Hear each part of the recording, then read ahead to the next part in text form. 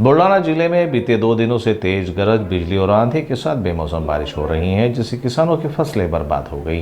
गेहूं, मक्का, प्याज, सब्जियां और अन्य फसलें इस बारिश से प्रभावित हुई हैं। बुलढाना जिले में बेमौसम बारिश से किसानों को भारी नुकसान हुआ है। पिछले 2 दिनों से जारी बारिश और तेज आंधी के कारण खेतों में खड़ी फसलें तबाह हो गई हैं।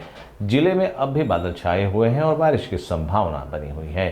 किसानों ने प्रशासन से जल्द नुकसान का सर्वेक्षण कर उचित मुआवजा देने की मांग की है। आज सकाळी अचानक 6:30-7च्या दरम्यान जो अवकाळी पाऊस झाला ते शेतकऱ्याचं ज्वारी, मका, आंबा, कांदा बीज आणि थोडंफार प्रमाणात गहू, जी मागच्या पेरणीची गहू आणि हरभरा चणा होता, तर त्याचं भरपूर नुकसान झालेलं आहे। शासनाकडे काय मागणी आणि शासनाने त्वरित याचे पंचनामे करून शेतकऱ्यांना शक्य तेवढी मदत लवकरात लवकर करावी।